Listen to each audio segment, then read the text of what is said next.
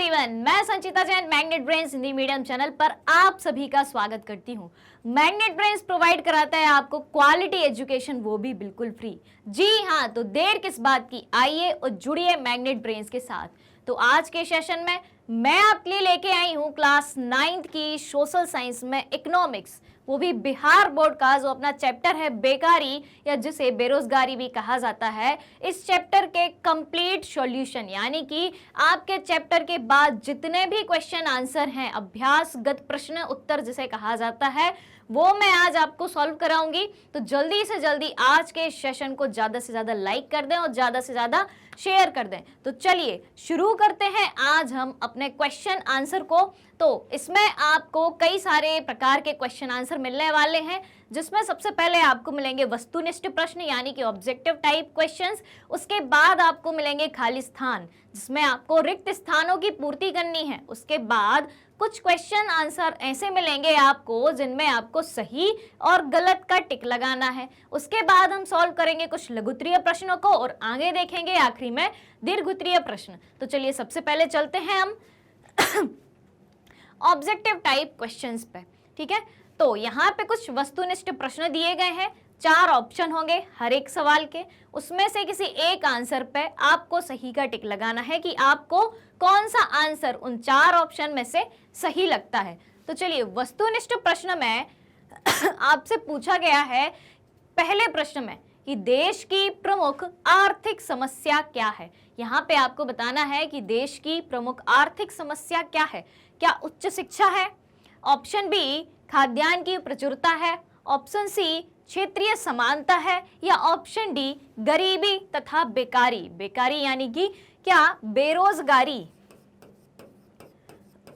बेकारी को बेरोजगारी भी कहा जाता है यानी कि अनएम्प्लॉयमेंट।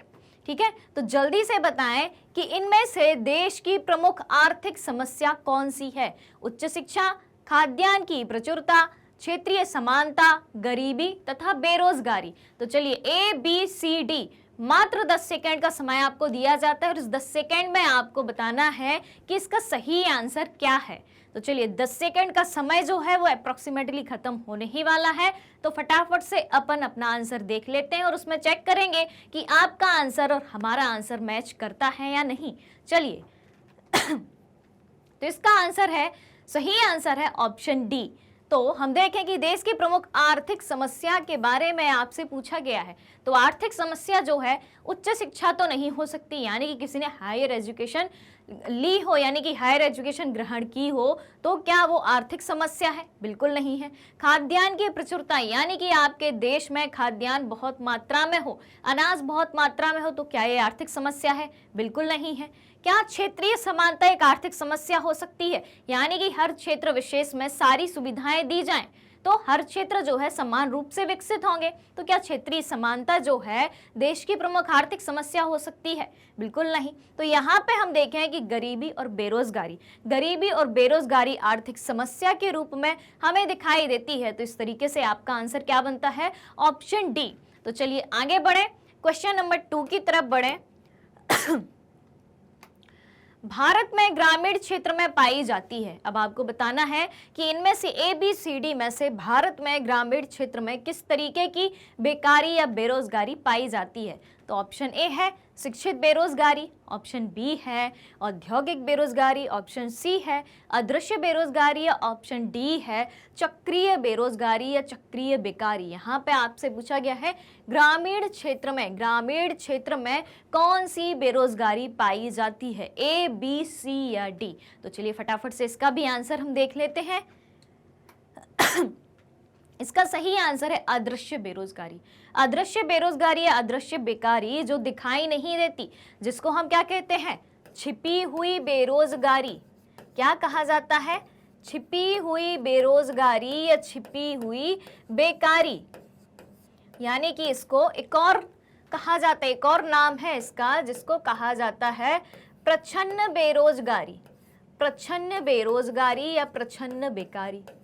क्लियर हुई ये बात? चलिए तो भारत में ग्रामीण क्षेत्र में अदृश्य बेरोजगारी जो दिखाई नहीं देती उसे छिपी हुई बेरोजगारी या प्रच्छन्न बेरोजगारी के नाम से भी जाना जाता है। तो चलिए आगे बढ़ते हैं।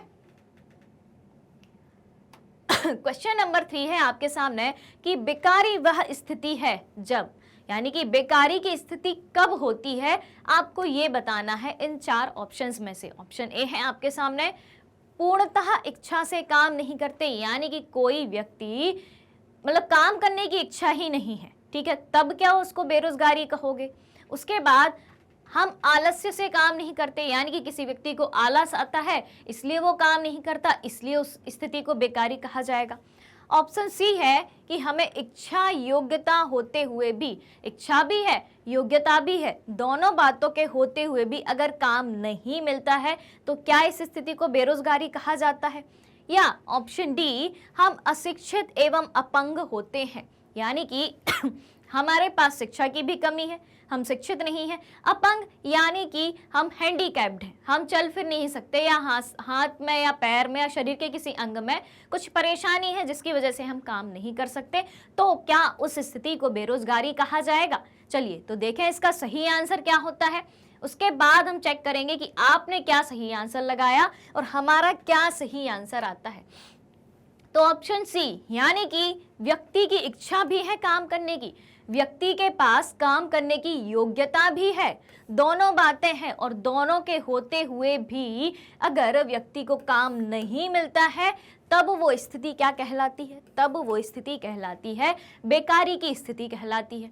क्लियर हुई बात। चलिए तो बढ़ते हैं क्वेश्चन नंबर 4 की तरफ, और मैं आपको आंसर बताऊं उसके पहले ही आपका कमेंट आ जाना चाहिए कि इस क्वेश्चन का आंसर ये है, ठीक है, क्योंकि इस चैप्टर को हमने बहुत अच्छे से पढ़ा है, बहुत ही आसान चैप्टर है, आपके और हमारे आसपास की ही बातें इस चैप्टर में मैंने आपको बताई हैं।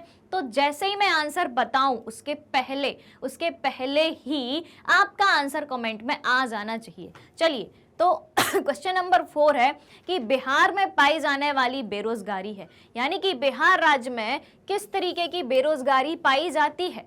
ऑप्शन ए है घर्षणात्मक, ऑप्शन बी है चक्रीय बेरोजगारी, या ऑप्शन सी अदृश्य बेरोजगारी, या फिर ऑप्शन डी इनमें से कोई नहीं। तो जल्दी से फटाफट से 5 सेकंड के अंदर आप कमेंट कर दीजिए ए बी सी या डी। आपको सिर्फ ए बी सी डी लिखना है, इसमें 5 सेकंड से ज्यादा का समय नहीं लगेगा।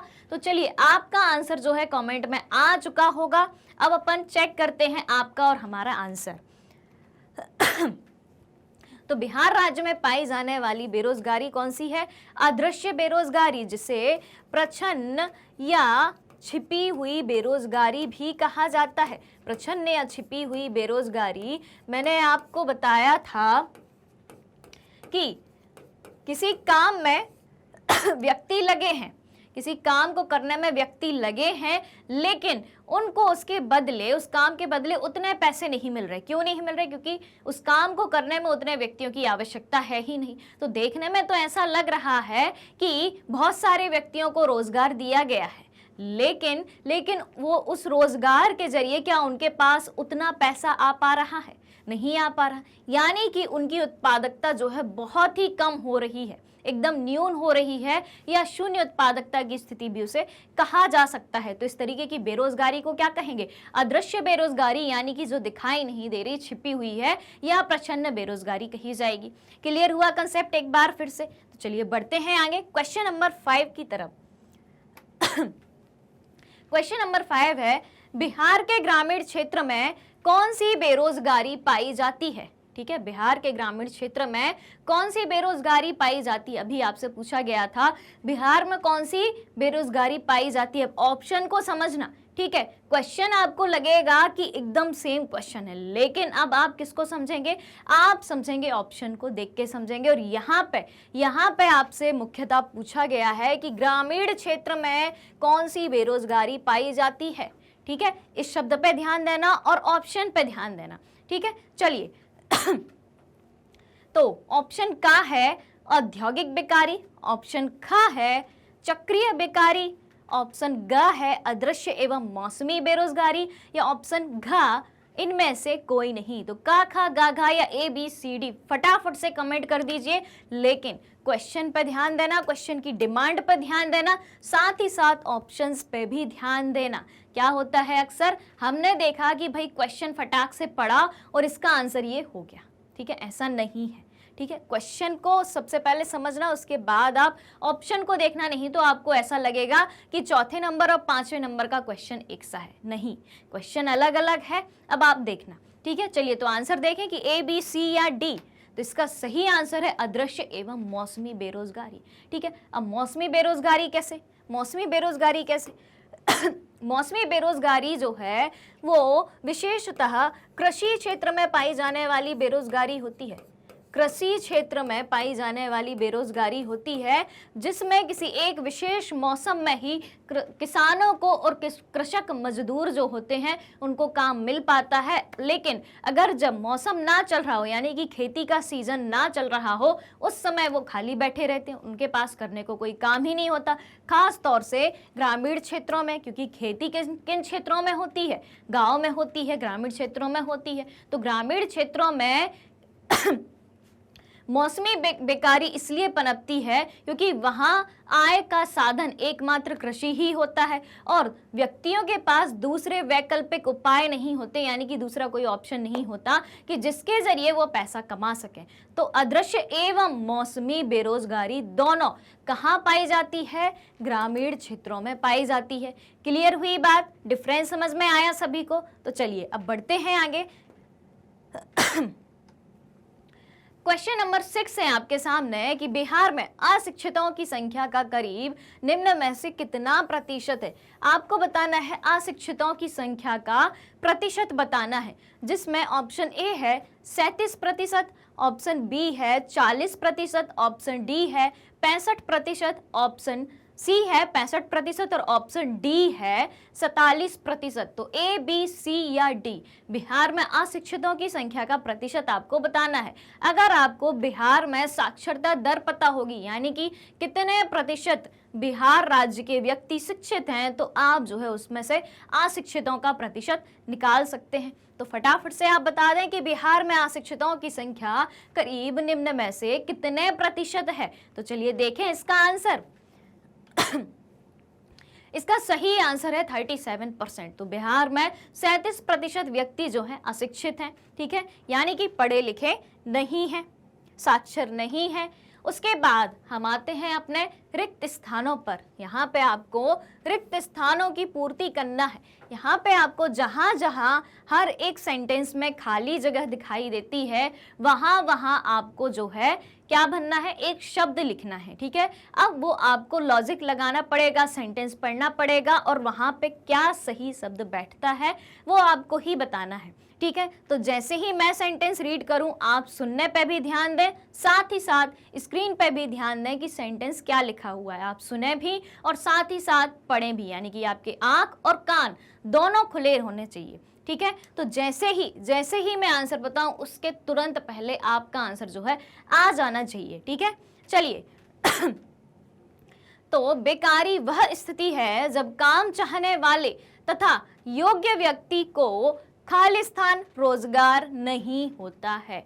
बेकारी वह स्थिति है जब काम चाहने वाले तथा योग्य व्यक्ति को, यहाँ पे खालिस्तान है, रिक्त स्थान है, खाली जगह है, रोजगार नहीं होता है। अब आप बताइए, एक बार फिर से रीड करिए और बताइए कि इसमें क्या भरा जाएगा, इस खाली जगह में क्या भरा जाना चाहिए। तो चलिए चेक करें। आपने कमेंट कर दिया होगा, 2 बार मैंने सेंटेंस रीड किया है, आपने भी किया होगा। अब देखते हैं हम क्या नहीं होता, उपलब्ध रोजगार नहीं होता। इसी वजह से उनकी इच्छा भी है और योग्यता भी है, लेकिन इच्छा और योग्यता होते हुए भी अगर रोजगार उपलब्ध नहीं है तो वो काम कैसे करेंगे। ठीक है, क्लियर हुई बात। अब दूसरे पे बढ़े आगे। तो गरीबी तथा खालिस्तान भारत की प्रमुख समस्याएं हैं। बहुत ही आसान सा सवाल है, बहुत ही आसान सा सवाल है। सबसे पहले अपन ने ऑप्शन जब अपन कर रहे थे तो पहले या दूसरे ऑप्शन में जो है ये बात आपसे पूछी गई थी, पहले ही ऑप्शन में पूछी गई थी। तो गरीबी तथा खालिस्तान भारत की प्रमुख समस्याएं हैं। तो गरीबी तथा बेकारी या बेरोजगारी भारत की प्रमुख आर्थिक समस्याएं हैं। उसके बाद देखें तीसरे खालिस्तान पे बढ़े तो उसमें लिखा है कि ऐच्छिक बेकारी उस स्थिति को कहते हैं, ऐच्छिक बेकारी यानी कि खुद से ही काम नहीं करना है। तो ऐच्छिक बेकारी उस स्थिति को कहते हैं कि जब कोई व्यक्ति प्रचलित मजदूरी पर काम खालिस्तान चाहता है। ठीक है, चलिए तो देखें इसका आंसर क्या आता है। नहीं चाहता यानी कि जिस मजदूरी पे उसे काम मिल रहा है, यानी कि जितने पैसे पे उसे काम मिल रहा है वो उतने पैसे पे काम करना नहीं चाहता है। तो ये कौन सी परिस्थिति हुई, ये कौन सी सिचुएशन हुई? ऐच्छिक बेरोजगारी की अपनी इच्छा से ही हम काम नहीं कर रहे हैं। क्यों नहीं कर रहे हैं? क्योंकि हमें उसमें जितना पैसा हम चाहते हैं उतना पैसा हमें नहीं मिल रहा। उसके बाद देखें तो छिपी हुई बेकारी की स्थिति में श्रमिक की सीमांत उत्पादकता नगण्य या खालिस्तान होती है। छिपी हुई बेकारी की स्थिति में मैंने अभी आपको छिपी हुई बेरोजगारी, प्रच्छन्न बेरोजगारी या अदृश्य बेरोजगारी के बारे में बताया और 2 बार बताया मैंने। तो अब ये जो है आपसे बन जाना चाहिए, तो इसका कमेंट जो है फटाफट से आ जाना चाहिए। मैं एक बार और सेंटेंस रीड कर रही हूँ, तब तक आपका कमेंट जो है आ जाना चाहिए। तो छिपी हुई बेकारी की स्थिति में श्रमिक की सीमांत उत्पादकता नगण्य या खालिस्तान होती है। क्या आएगा इस खालिस्तान में? शून्य होती है। छिपी हुई बेरोजगारी में जो प्रोडक्शन होता है वो न्यून होता है, नगण्य होता है या 0 होता है। क्लियर हुई बात? चलिए तो अब बढ़े आगे। अब है 5वां खालिस्तान है आपके सामने कि भारत में शिक्षित बेरोजगारी का एक प्रमुख कारण, भारत में शिक्षित बेरोजगारी का एक प्रमुख कारण दोषपूर्ण खालिस्तान है। शिक्षित बेरोजगारी की बात कही जा रही है। किसकी बात कही जा रही? कि व्यक्ति शिक्षित भी है तब भी बेरोजगार है, तो उसका कारण क्या है? क्या है ऐसी चीज जो दोषपूर्ण है? तो चलिए देखते हैं। दोषपूर्ण शिक्षा प्रणाली के कारण भारत में शिक्षित बेरोजगारी है। क्लियर हुई बात? चलिए बढ़ते हैं 6वें नंबर पे। वैसे तो अब देख ही लिया है आपने, तो ठीक है कोई बात नहीं, वो गलती से आगे बढ़ गया।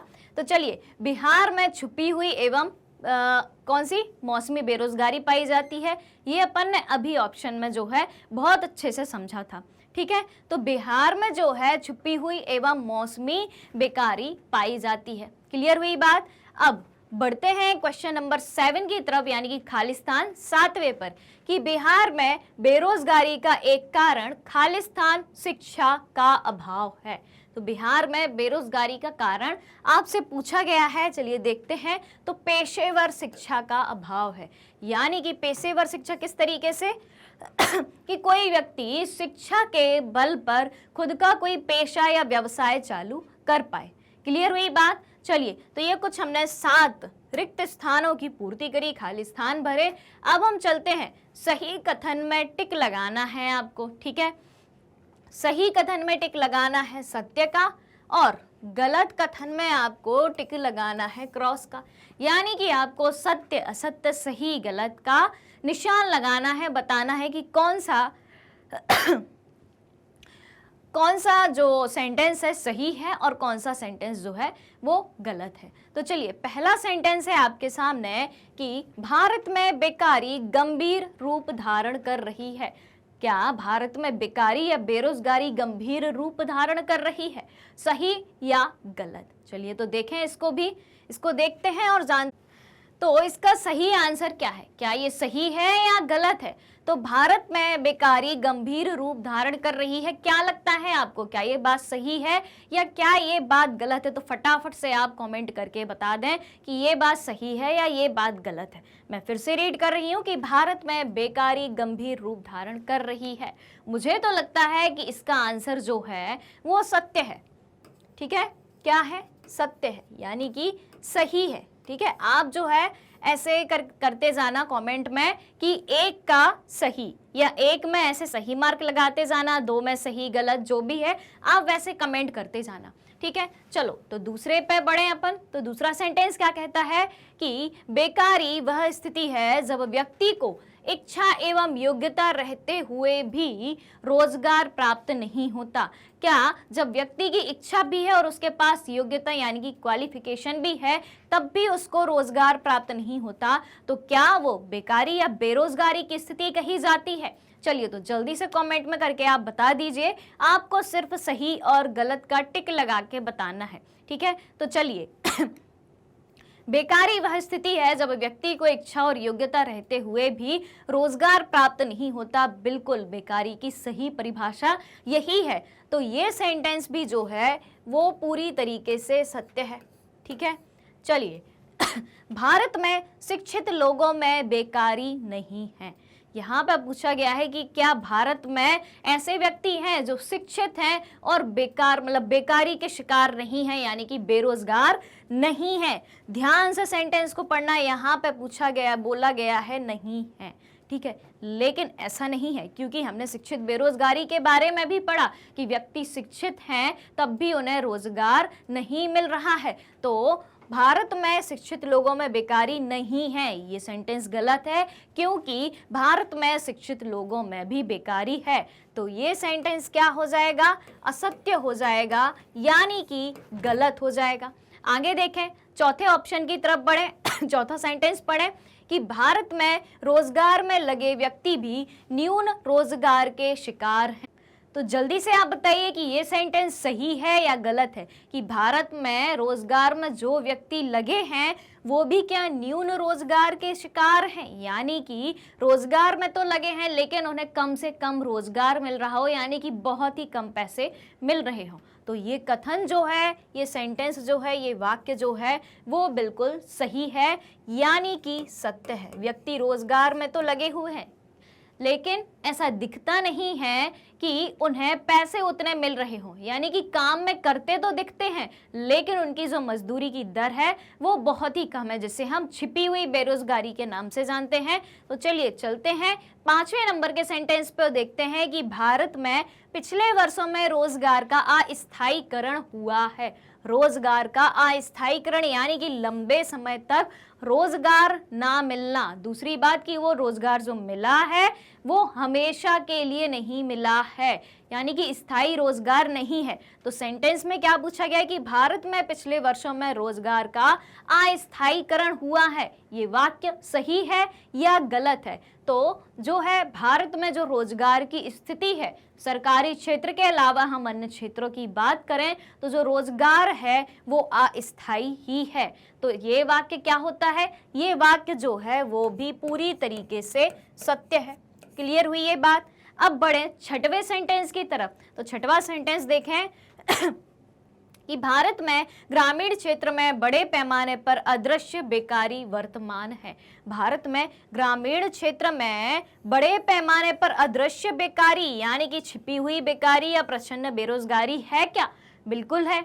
तो चलिए ये सेंटेंस भी जो है वो आपका सही साबित होता है, यानी कि सत्य है। अब हम इनको एक बार क्रॉस चेक कर लेते हैं। ठीक है, चलिए तो पहला सेंटेंस सही है, ठीक है, दूसरा सेंटेंस वो भी सही है, तीसरा सेंटेंस इसमें असत्य लिखा है, तीसरा सेंटेंस जो है उसमें हमने भी असत्य लगाया है, चौथा सेंटेंस जो कि सत्य है हमने भी सत्य लगाया है, पांचवा सेंटेंस भी यहाँ पे सही बता रहे हैं, हमने भी सही टिक किया है, और छठवां सेंटेंस जो है कि गांव में बड़े पैमाने पर अदृश्य बेकारी वर्तमान में है, तो हाँ बिल्कुल है। ठीक है, क्लियर हुई? तो ये क्या 6 सेंटेंस अपन के हो चुके हैं, जिसमें से हमने जान लिया कि कौन से सही हैं और कौन से गलत हैं। चलिए तो अब 7वां सेंटेंस है कि भारत में शिक्षित लोगों में बढ़ती हुई बेकारी चिंता का विषय नहीं है। आप बताएं कि भारत में शिक्षित लोगों में बढ़ती हुई बेकारी क्या चिंता का विषय नहीं है? बिल्कुल है, क्यों नहीं है? उसके बाद अब एक काम करते हैं अपन, मैं सारे सेंटेंस रीड करते जा रही हूं, आप जो है अब टिक लगाते जाओ। अब फिर आपके आंसर अपन नीचे जो आंसर आएंगे उससे क्रॉस चेक करेंगे। अभी तो मैं बताते जा रही थी आपको, अब इस वाले जो पेज के जितने भी सही गलत हैं वो मैं आपको पहले से नहीं बताऊंगी। ठीक है, कुछ मैंने बता दिए, अब कुछ आपको अपने हिसाब से सॉल्व करने हैं। तो चलिए मैं यहाँ से सिर्फ सेंटेंस बोलूंगी, आपको सुन के और देख के कमेंट में बताना है कि ये सही है ये गलत है। आप ऐसे लिखते जाएंगे कि 7वां सेंटेंस सही है, 8वां सही है, 7वां गलत है या 8वां गलत है, आपको जो भी लगता है तो आप नंबरिंग करके आपका आंसर लिखते जाना। ठीक है, चलो तो भारत में शिक्षित लोगों में बढ़ती हुई बेकारी चिंता का विषय नहीं है। क्या लगता है आपको? चलिए तो जल्दी से सही और गलत कमेंट करके बता दीजिए। उसके बाद हम देखें कि 8वां सेंटेंस क्या है कि बेकारी दूर करने की दिशा में पंचवर्षीय योजना आंशिक रूप से सफल हुई है। क्या बेरोजगारी दूर करने में पंचवर्षीय योजना जो है आंशिक रूप से सफल हुई है? क्या लगता है आपको, सही है या ये सेंटेंस गलत है? चलिए 9वें पे बढ़े कि बिहार में लोग छुपी हुई बेकारी एवं न्यून रोजगार के शिकार हैं। क्या बिहार के लोग छिपी हुई बेकारी या न्यून रोजगार के शिकार हैं? क्या लगता है आपको, ये बात सही है या ये बात गलत है? अब 10वें सेंटेंस की बात करें कि बिहार के ग्रामीण क्षेत्र में बड़े पैमाने पर अदृश्य बेकारी वर्तमान में है। क्या बिहार के ग्रामीण क्षेत्र में बड़े पैमाने पर बेकारी वर्तमान में है? अगले सेंटेंस की तरफ बढ़ें कि बिहार में बेकारी की समस्या लगातार घट रही है। क्या बिहार में बेरोजगारी की समस्या लगातार कम होती जा रही है? क्या सही है ये बात या गलत है?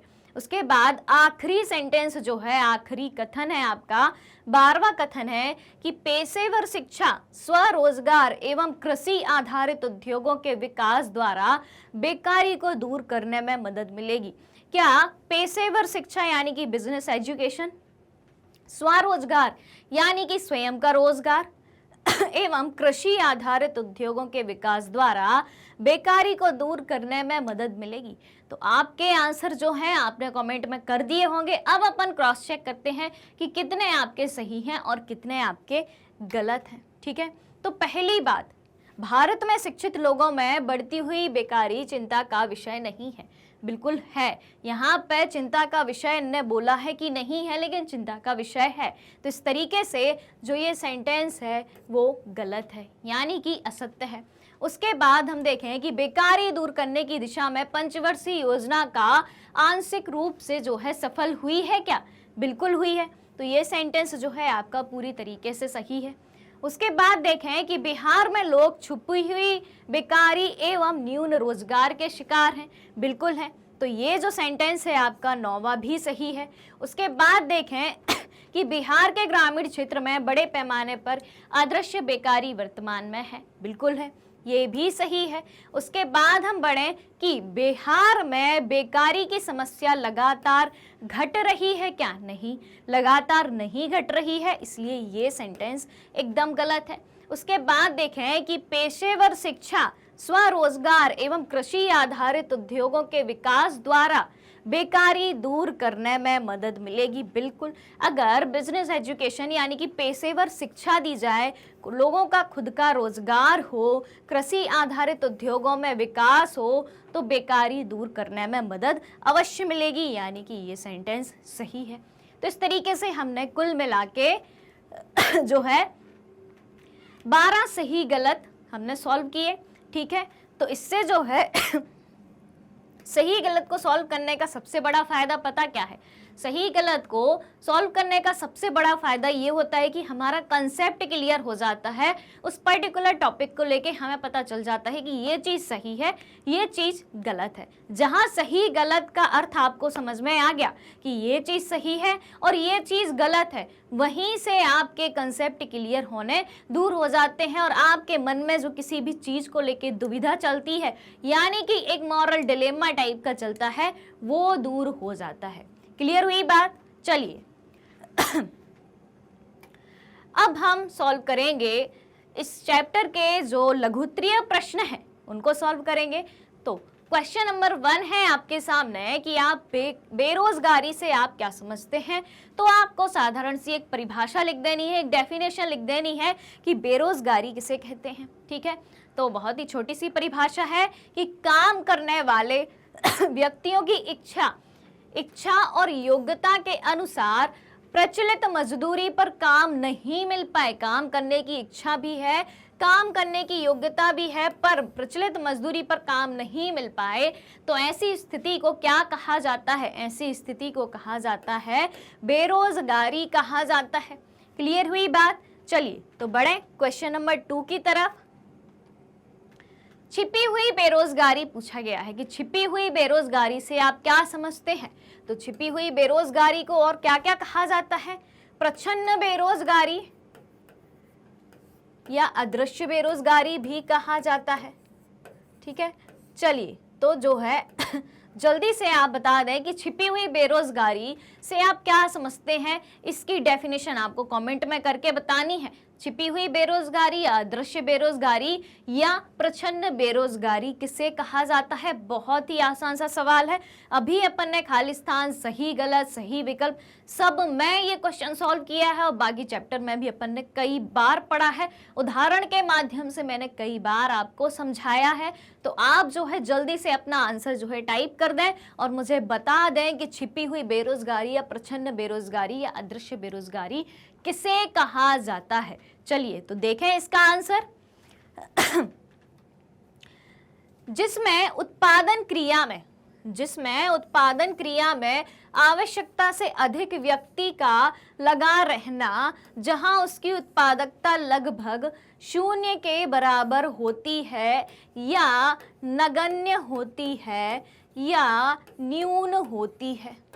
यानी कि एक ही काम में कई सारे व्यक्तियों का लगा होना, जहां उतने व्यक्तियों की ज़रूरत ही नहीं है, तो उस स्थिति को क्या कहा जाएगा? उस स्थिति को कहा जाएगा नगण्य या शून्य उत्पादकता कहा जाएगा। साथ ही साथ उसे छिपी बेरोजगारी या प्रच्छन्न बेरोजगारी या अदृश्य बेरोजगारी के नाम से जाना जाता है। क्लियर हुआ कंसेप्ट? और प्रच्छन्न बेरोजगारी में या छिपी हुई बेरोजगारी में उत्पादकता कितनी होती है, प्रोडक्टिविटी कितनी रहती है? एकदम 0 रहती है। क्लियर हुआ कंसेप्ट? चलिए तो बढ़ते हैं अगले क्वेश्चन की तरफ। क्वेश्चन नंबर 3 है आपके सामने कि न्यून रोजगार की समस्या का वर्णन करें। न्यून रोजगार यानी कि कम से कम रोजगार क्यों है लोगों के पास, तो ये जो समस्या है उसके बारे में आपसे पूछा गया है, आपको ही बताना है। तो अब देखें कि श्रम शक्ति जनसंख्या का ही फल है। श्रम शक्ति जनसंख्या का ही फल है, यानी कि भारत में इतनी ज़्यादा श्रम शक्ति है वो कैसे है? क्योंकि भारत की जनसंख्या इतनी ज़्यादा है। तो जनसंख्या का फल क्या है? जनसंख्या का फल श्रम शक्ति है। श्रम शक्ति जनसंख्या का ही फल है। श्रम शक्ति में वृद्धि होने से भारत में बेरोजगारी बढ़ रही है, यानी कि भारत की जनसंख्या बढ़ रही, जनसंख्या बढ़ने से श्रम शक्ति बढ़ी, श्रम शक्ति बढ़ने से क्या हुआ? बेरोजगारी या अनएम्प्लॉयमेंट की समस्या बढ़ी। जब बेरोजगारी बढ़ी और न्यून रोजगार की समस्या जटिल हो गई है, ठीक है, तो क्या होगा? जब बेरोजगारी बढ़ेगी यानी कि कम से कम लोगों को रोजगार मिल रहा है, फिर उसके बाद जो है संसाधन की कमी भी है। संसाधन की कमी के कारण रोजगार के नए अवसर भी नहीं बन पाते हैं। यानी कि क्या क्या चीजें हैं? सबसे पहले बात करें तो जनसंख्या अधिक है,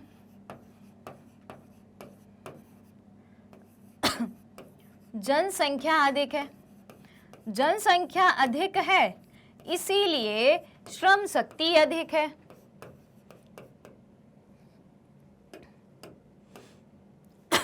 जनसंख्या अधिक है इसलिए श्रम शक्ति अधिक है।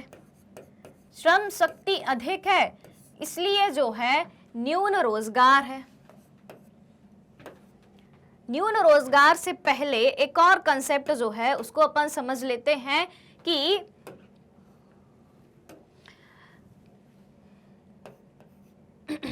संसाधनों की कमी।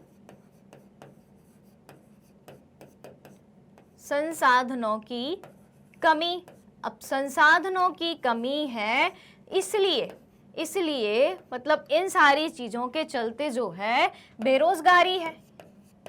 बेरोजगारी या न्यून रोजगार की बात करें जो कि यहाँ पे बताया गया है, ठीक है। तो इससे आपको समझ में आ जाएगा कि भारत में जनसंख्या अधिक है इसलिए काम करने वाले लोग अधिक हैं, यानी कि श्रम शक्ति अधिक है। जब श्रम शक्ति अधिक होगी तो संसाधन तो कम होते ही जाएंगे, यानी कि संसाधन तो उतने ही हैं, भले ही जनसंख्या कितनी भी बढ़ती जाए, रिसोर्सेज तो उतने ही हैं। अब जब इन दोनों की अधिकता से इन दोनों की कमी नजर आएगी तो सीधी सी बात है कि ये जो बेरोजगारी है या न्यून रोजगार की समस्या है वो तो आएगी ही। तो आप जो है अपने आंसर को इस तरीके से फॉर्मेट कर सकते हैं कि पहले तो आप इस तरीके से लिख लें, ठीक है। फिर उसके बाद अगर इस तरीके से फॉर्मेशन आप आंसर का दिखाते हैं अपनी कॉपी में तो आंसर भी अट्रैक्टिव लगेगा, साथ ही साथ आपको अच्छे नंबर मिलने के चांसेस भी बढ़ जाएंगे। क्लियर हुई बात? चलिए तो बढ़ते हैं अगले क्वेश्चन की तरफ। क्वेश्चन नंबर 4 है आपके सामने कि भारत में रोजगार प्राप्ति की समस्या का वर्णन करें। भारत में रोजगार प्राप्ति की समस्या यानी कि रोजगार पाना आसान बात नहीं है, तो समस्या पे आपके क्या विचार है वो आपको बताना है। चलिए देखें बहुत ही अच्छा आंसर है, अशिक्षा और प्रशिक्षण के अभाव में। पहली बात तो व्यक्ति शिक्षित नहीं है, दूसरी बात उसको किसी भी तरीके की ट्रेनिंग नहीं दी गई। अशिक्षा यानी कि अशिक्षित, बिना शिक्षा के, निरक्षर। उसके बाद बात करें कि प्रशिक्षण यानी कि ट्रेनिंग, ना उसके पास शिक्षा है और ना उसके पास किसी भी तरीके की ट्रेनिंग उसको दी गई है। तो इन दोनों के अभाव में, अभाव यानी कि इन दोनों की कमी के कारण, इन दोनों के अभाव में भारतीय मजदूर आधुनिक मशीनों से रूबरू नहीं हो पाते हैं। रूबरू यानी कि आधुनिक मशीनों से परिचित नहीं हो पाते हैं। मशीनों के बारे में उन्हें किसी तरीके की जानकारी नहीं होती कि यह मशीन किस लिए है, इस मशीन को उपयोग में कैसे लाया जाए, इस मशीन को कैसे चलाया जाए, इस मशीन को कैसे ऑपरेट किया जाए। तो ना ही वो व्यक्ति शिक्षित है और ना ही प्रशिक्षित है, यानी कि अशिक्षा और प्रशिक्षण दोनों के अभाव में, दोनों की कमी में जब ये दोनों चीजें नहीं रहेंगी तो उन्हें मशीनों के बारे में जानकारी नहीं रहेगी, उनको चलाया कैसे जाता है, ऑपरेट कैसे किया जाता है, ये बातें उन्हें पता नहीं रहेगी। तो भारतीय मजदूर जो है आधुनिक मशीनों से रूबरू यानी कि परिचित नहीं है। रूबरू का अर्थ यहाँ पे होता है परिचित नहीं है, ठीक है, और रोजगार उन्हें नहीं मिल पाता।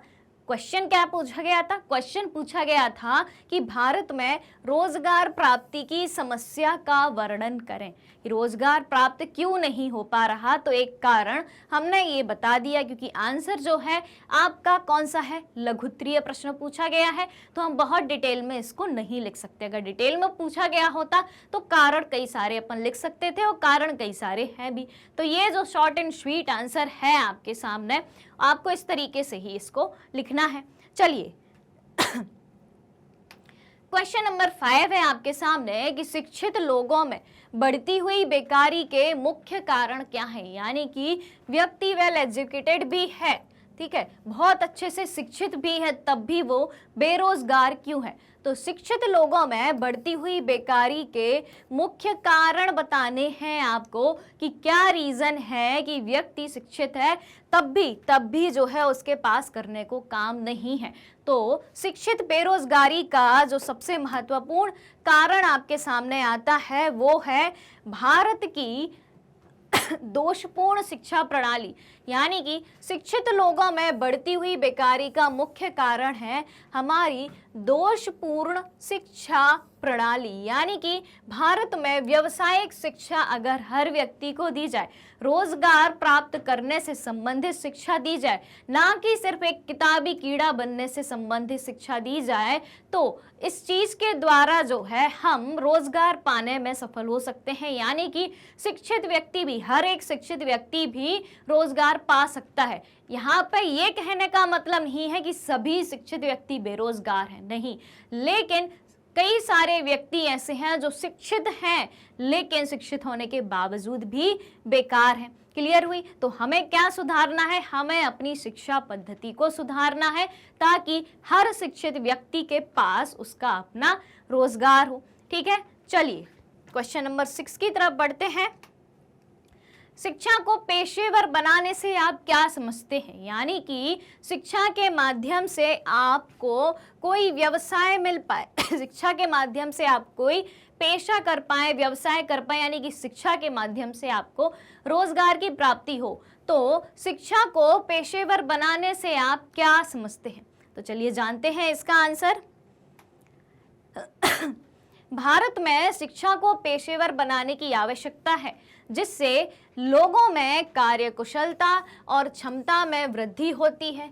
स्वरोजगार से बेकारी की समस्या का बहुत कुछ हल संभव हो सकता है। अब शिक्षा क्या क्या कर सकती है, यानी कि शिक्षा को अगर पेशेवर बना दिया जाए, बिजनेस एजुकेशन लोगों को दी जाए तो क्या होगा, लोगों में कार्यकुशलता बढ़ेगी, यानी कि लोगों में काम करने की अच्छी नई नई स्किल्स आएंगी, क्षमता में वृद्धि होगी, काम करने की कैपेसिटी बढ़ेगी, स्वरोजगार यानी शिक्षा के द्वारा उनका स्वयं का रोजगार होगा।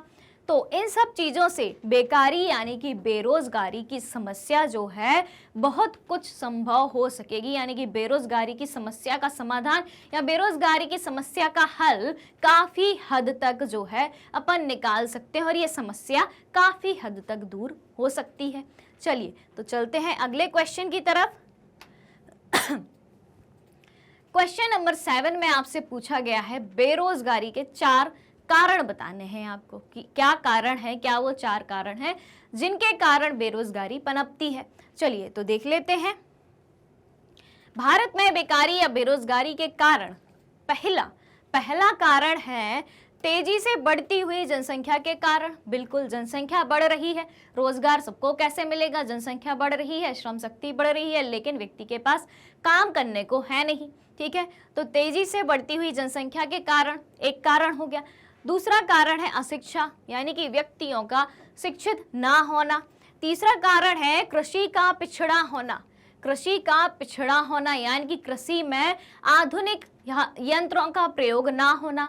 ठीक है, आधुनिक सिंचाई यंत्रों का या फिर जो भी जितने भी आधुनिक यंत्र होते हैं कृषि से संबंधित, उनका सही तरीके से उपयोग या तो पता ना होना या फिर कृषि यंत्रों की खरीदी हर एक व्यक्ति ना कर पाए क्योंकि उनमें काफ़ी लागत आती है, तो किसानों के पास पर्याप्त पूंजी का ना होना कि वे अपनी कृषि व्यवस्था को बहुत अच्छे से सुधार पाएं। उसके बाद देखें औद्योगिकीकरण का अभाव यानी कि उद्योगों की कमी। पहली बात तो ग्रामीण क्षेत्र में उद्योग होते ही नहीं है, लोगों को अगर काम करना हो तो उन्हें शहरों की तरफ जाना पड़ता है और वहाँ भी इतने उद्योग नहीं हैं कि हर व्यक्ति को रोजगार मिल पाए। तो औद्योगिकीकरण का अभाव या उद्योगों की जो कमी है, खास तौर से कृषि आधारित उद्योगों की कमी है, जिसके चलते, इन कारणों के चलते भारत में बेरोजगारी पनप रही है और दिन ब दिन बढ़ रही है।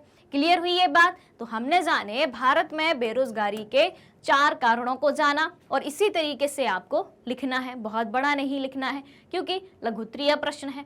क्लियर हुई बात? चलिए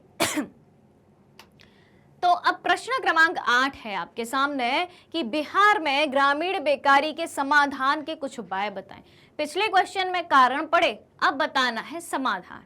ठीक है, तो बिहार राज्य में ग्रामीण बेकारी के समाधान के कुछ उपाय बताएं कि हम ग्रामीण बेकारी को कैसे कम कर सकते हैं।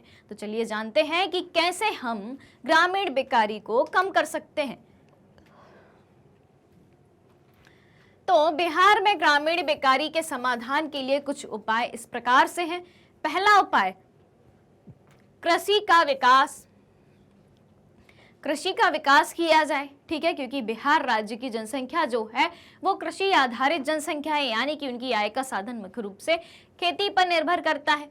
तो कृषि का विकास, बिहार की कृषि व्यवस्था बहुत उन्नतशील हो सकती है, पर अविकसित होने के कारण जहां मौसमी और छिपी हुई बेरोजगारी मिलती है। अविकसित क्यों है? क्योंकि छिपी हुई बेरोजगारी है, अदृश्य बेरोजगारी है। अतः कृषि का उचित एवं समुचित विकास होना जरूरी है। वहीं सिंचाई का साधन एवं वैज्ञानिक कृषि को प्रोत्साहन देना चाहिए। तो कृषि में विकास कैसे हो सकता है कि सिंचाई के साधन और जो कृषि करने के वैज्ञानिक तरीके हैं, यानी कि वैज्ञानिक कृषि है, उसको प्रोत्साहन देके कृषि के क्षेत्र में विकास किया जा सकता है और छिपी हुई बेरोजगारी, मौसमी बेरोजगारी को दूर किया जा सकता है। एक समाधान हो गया। दूसरा समाधान चलते हैं। दूसरे समाधान की तरफ बात हो रही है ग्रामीण बेकारी की। तो हम सबसे पहले तो ये देखेंगे कि गांव में क्या क्या उपलब्ध है रोजगार के लिए और जो उपलब्ध है उसमें हम कहां तक सुधार कर सकते हैं। तो दूसरी बात पे हम ध्यान दें एक बात अपन ने कर ली कि कृषि का विकास करके जो है बेकारी को कम किया जा सकता है।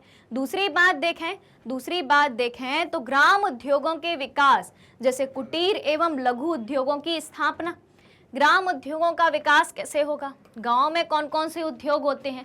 गांव में होते हैं कुटीर उद्योग होते हैं, गांव में लघु उद्योग होते हैं, यानी कि छोटे छोटे उद्योग होते हैं जिसमें बहुत ही कम संख्या में लोग जो है एक साथ मिलके अपना काम करते हैं, कुछ छोटा सा उद्योग चलाते हैं, यानी कि छोटे लेवल के उद्योग की बात अपन करें तो ग्राम उद्योग कौन कौन से होते हैं? जैसे कि कुटीर उद्योग और लघु उद्योगों की स्थापना करी जाए। सब्जी एवं फल उत्पादन में बिहार एक अग्रणी राज्य है। बिल्कुल है, वहाँ पे सब्जियां बहुत होती हैं, फल बहुत होते हैं, तो इस पर पूर्ण ध्यान देना अनिवार्य है कि सब्जी एवं फल उत्पादन में मतलब बिहार जो अग्रणी राज्य है, ज़्यादा उत्पादन होता है सब्जी एवं फलों का बिहार राज्य में। तो किस तरीके से सब्जी एवं फलों के माध्यम से भी रोजगार के नए अवसर हम देख सकते हैं, जैसे कि फल से संबंधित कई सारे उद्योग जो हैं शुरू किए जा सकते हैं। जैसे कि अपन जानते हैं कि फलों से भी कई सारे प्रोडक्ट बनते हैं, ठीक है, पैकेज्ड प्रोडक्ट बनते हैं, उनके निर्माण का उद्योग बनाया जाए। फल से जैम बनता है, जेली बनती है, फ्रूट जूस बनता है, प्रोसेस्ड जूस बनता है, तो ये सारे उद्योग लगाए जा सकते हैं। तो दो समाधान अपन ने क्या क्या देखे कि कृषि का विकास किया जाए और ग्राम उद्योगों का विकास किया जाए, यानी कि जैसे लघु उद्योगों कुटीर उद्योगों का विकास किया जाए, तो इसके जरिए काफी हद तक जो है ग्रामीण बेकारी को खत्म किया जा सकता है। क्लियर हुई बात? चलिए अब हम आते हैं अपने दीर्घउत्तरीय प्रश्नों की तरफ।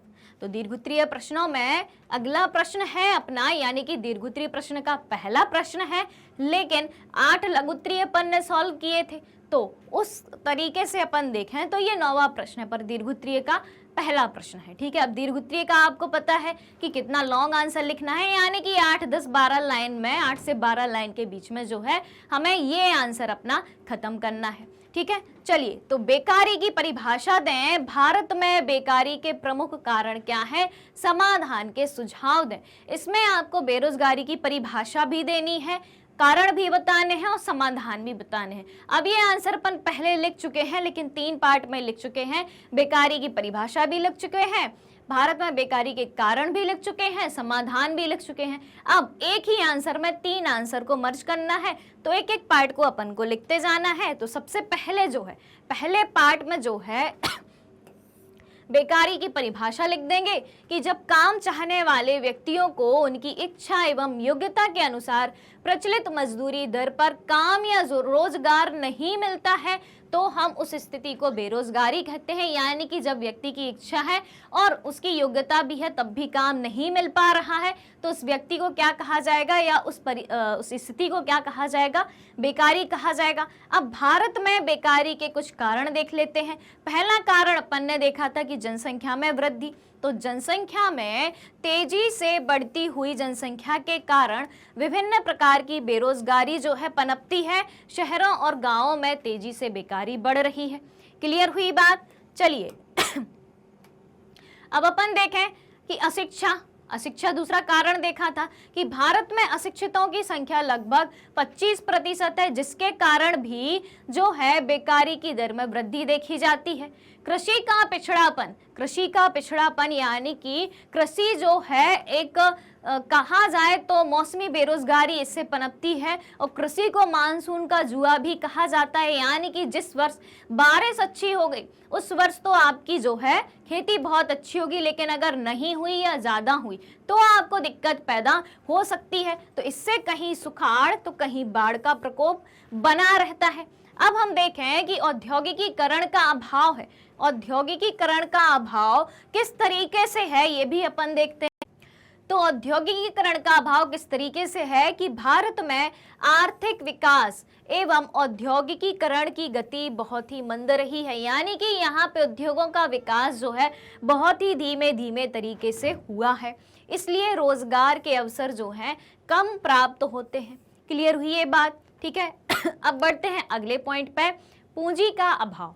पूंजी का अभाव यानी कि बेकारी का अगला कारण है पूंजी का अभाव, यानी कि पूंजी की कमी, यानी कि कैपिटल की कमी, लेक ऑफ कैपिटल, ठीक है। तो भारत में कृषि तथा अन्य उद्योगों में वांछित पूंजी, यानी कि जितनी पूंजी लगनी चाहिए, चाहे वो कृषि हो या फिर उद्योग हो, यानी कि जितनी उनमें आवश्यकता है पूंजी लगाने की। वांछित का क्या मतलब है कि जितनी कृषि में पूंजी लगनी चाहिए या उद्योगों में पूंजी लगनी चाहिए उतनी मात्रा में जो है नहीं लग पाती, यानी कि निवेश नहीं हो पाता है, ठीक है, इन्वेस्टमेंट नहीं हो पा रहा है, जिसके कारण प्रत्येक स्तर पर बेकारी देश एवं राज्य में फैल रही है। क्लियर हुई ये बात कि पूंजी का अभाव यानी कि लेक ऑफ कैपिटल या पूंजी की कमी के कारण किस तरीके से विकास नहीं हो पा रहा और उसी के चलते जो है रोजगार के नए अवसर नहीं बन पा रहे। क्लियर हुई बात। चलिए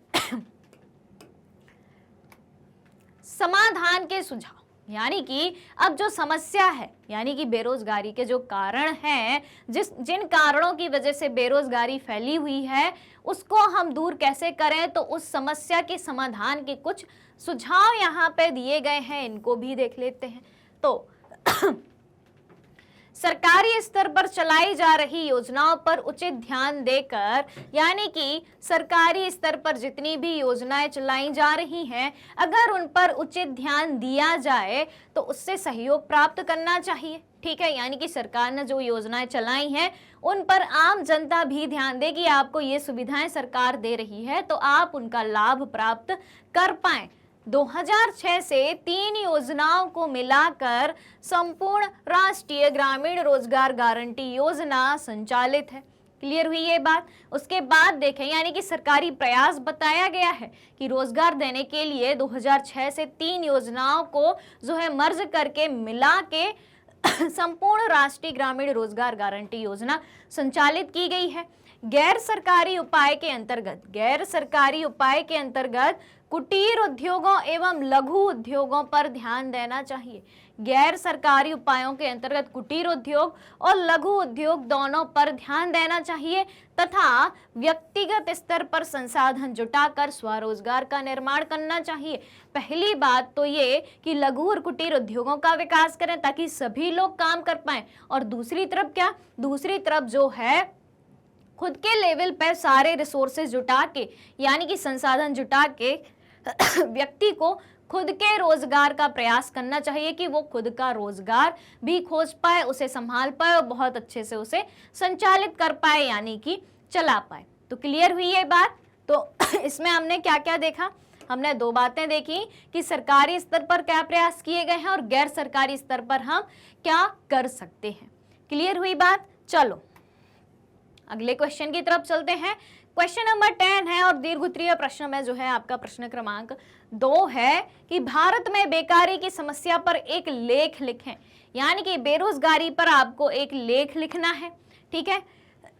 बेकारी की समस्या को कैसे दूर किया जा सकता है वो भी आपको बताना है। तो सबसे पहले अपन जो है लिख लेते हैं ये कि भारत में बेकारी की समस्या है क्या। पहले तो भाई हम ये डिस्क्राइब कर देंगे, ये व्याख्या कर देंगे कि भारत में बेरोजगारी की समस्या है क्या, फिर इसके समाधान के जो उपाय हैं या कैसे इस समस्या को दूर किया जा सकता है उसके बारे में भी देख लेंगे। चलिए, तो इस तरीके से जो है जब आपसे लेख लिखने की बात कही जाए तो आपको जो है कम से कम 5-6 लाइन में उसको डिस्क्राइब कर देना है कि ये बात है क्या, ठीक है। चलिए, तो पहले अपन पहले पार्ट पर ध्यान देते हैं। भारत में बेकारी की समस्या का जो पार्ट 1 है उस पर ध्यान देते हैं। तो भारत में बेरोजगारी एक विकराल समस्या है। विकराल समस्या यानी कि एक बहुत बड़ी समस्या है। देश में बेकारी का यह स्वरूप है कि बेकारी बढ़ती ही जा रही है, कम होने के बजाय बेरोजगारी दिन ब दिन बढ़ती ही जा रही है। भारत में बेकारी की समस्या का आकार निम्नलिखित है। तो इस तरीके से जो है उन्होंने बेकारी की समस्या का जो आकार बताया हुआ है वो इस तरीके से है कि नमूने का सर्वेक्षण और जनगणना रिपोर्ट 55वें राउंड के अनुसार भारत में 1999 से 2000 ईस्वी में बेरोजगार लोगों की संख्या जो है करीब इतनी मिलियन थी। उसके बाद देखें कि बेरोजगार लोगों की इस कुल संख्या में लगभग 19.5 मिलियन ग्रामीण क्षेत्र में थे और 7.1 मिलियन जो थे वो किन क्षेत्रों में थे, वो शहरी क्षेत्रों में थे। कब थे? 1999 से 2000 ईस्वी में बेरोजगारी दर कितनी थी? 7.3% थी। ठीक है, तो ओवरऑल बात करी जाए तो 1999 से 2000 के आंकड़ों की बात करें तो टोटल कितने थे? 26.6 मिलियन थे बेरोजगार, जिनमें से 19.5 मिलियन जो है ग्रामीण क्षेत्र से थे और 7.1 मिलियन जो है वो शहरी क्षेत्र में थे। और प्रतिशत की बात करें तो ओवरऑल प्रतिशत जो है वो था 7.3% था। अब 1987-88 से 1999 और 2000 ईस्वी के बीच बेरोजगारी दर में आए परिवर्तन कुछ इस प्रकार हैं, जिनको हम आगे देखेंगे कि 1987-88 से 1999 से 2000 यानी कि करीब जो 12-13 साल का जो डेटा दिया है उनसे उनके बीच में बेरोजगारी का क्या नतीजा समझ में आता है, क्या डिफरेंस समझ में आता है, वो भी अपन देख लेते हैं। तो यहाँ पे इस टेबल में, सारणी में जो है आपको यहाँ पे वर्ष दिया गया है 1987-88 और यहाँ पे 1999 और 2000। फिर आपको दूसरे कॉलम में ग्रामीण क्षेत्र दिया गया है और तीसरे कॉलम में जो है शहरी क्षेत्र दिया गया है। ग्रामीण क्षेत्र में पुरुष, महिला और व्यक्ति। ठीक है, उसके बाद जो है पुरुष, महिला और व्यक्ति, यहाँ पे कुल जो है आपका टोटल दिया गया है। तो अब इन आंकड़ों को हम देखें कि 1987-88 में ग्रामीण क्षेत्र में 4.6 मिलियन जो हैं पुरुष जो हैं वो बेरोजगार थे, महिलाएं इतनी बेरोजगार थी। ठीक है, उसके बाद 1999 से 2000 में पुरुषों का आंकड़ा और महिलाओं का आंकड़ा दिया है। उसके बाद शहरी क्षेत्र की बात करें तो पुरुष और महिलाओं का आंकड़ा कुछ इस तरीके से दिया है और कुल आंकड़ा जो है कुछ इस तरीके से दिया है। तो इस तालिका से, इस टेबल से एक बात स्पष्ट समझ में आती है कि 1987-88 से 1999-2000 के बीच ग्रामीण क्षेत्र में बेरोजगारी बहुत तेजी से बढ़ी है, लेकिन शहरी क्षेत्र में गिरावट आई है। क्योंकि आप यहाँ के आंकड़े देखें तो 4.6 1987-88 में थे, लेकिन ये बढ़ के 1999 से 2000 में कितने हो गए? 7.2 हो गए। यहाँ 6.7 से बढ़ के 7.3 हो गए। अब शहरी क्षेत्र की बात करें तो यहाँ पे आंकड़े कम हो गए, यानी कि 8.8 से 7.2 पे पहुंच गए, 12.0 से 9.8 पे पहुंच गए, 9.4 से 7.4 पे पहुंच गए। और यहाँ पे ओवरऑल बात करें तो कुल मिला के बेरोजगारी जो है थोड़ी मात्रा में बढ़ी है शहरों में भी, लेकिन शहरी क्षेत्रों की अपेक्षा ग्रामीण क्षेत्रों में बेरोजगारी अधिक मात्रा में बढ़ी है।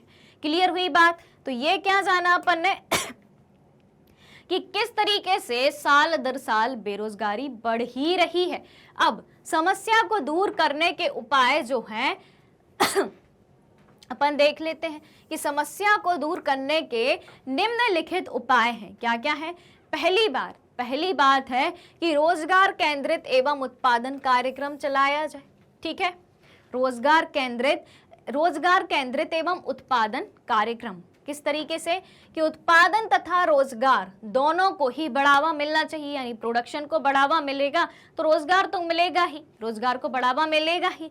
साथ ही कुटीर उद्योगों, कृषि पर आधारित ग्रामीण उद्योगों, सिंचाई, डेयरी, मछली पालन आदि कार्यक्रम किए जा सकते हैं। ठीक है, उसके बाद दूसरा समाधान देखें कि शिक्षा में सुधार लेके आओ। तो शिक्षा में सुधार के द्वारा किस तरीके से इस समस्या को दूर किया जा सकता है? रोजगारों को प्रोत्साहन दिया जाए। ठीक है, रोजगारों को प्रोत्साहन दिया जाए, पूंजी निर्माण में वृद्धि करी जाए, उसके बाद विशिष्ट रोजगार सृजन कार्यक्रम आदि व्यवस्था हो ताकि रोजगार मिल सके।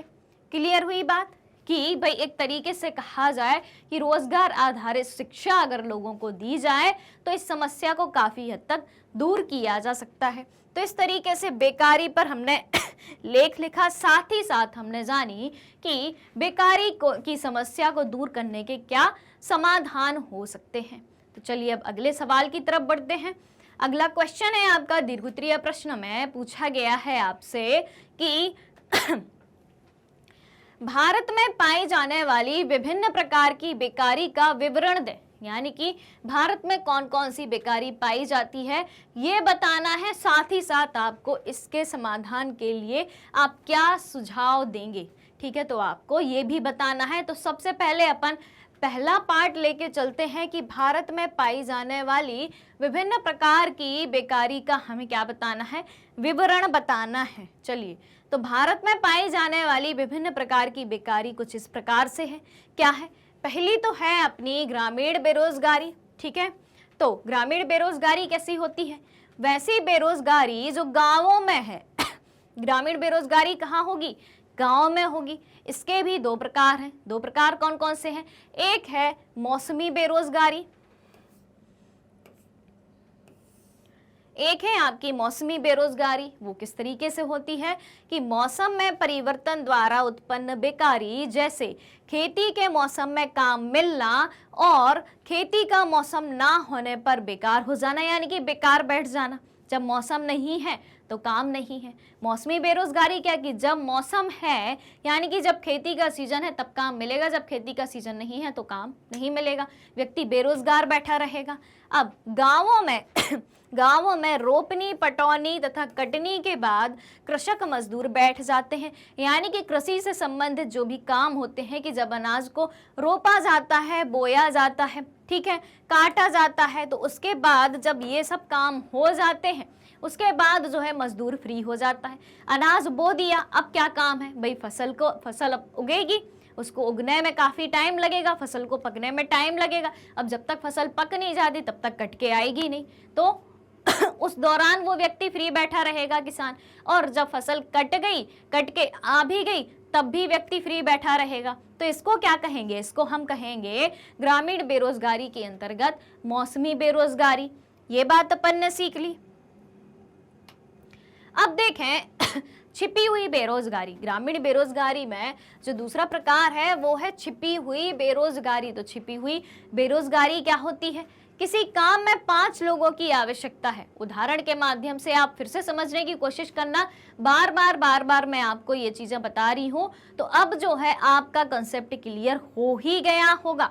ठीक है, चलिए, और ना हुआ हो तो आप कमेंट करके बता सकते हैं। मैं आपको 1 नहीं, 2 नहीं, 3 नहीं, 4 नहीं, 5 बार बताऊंगी।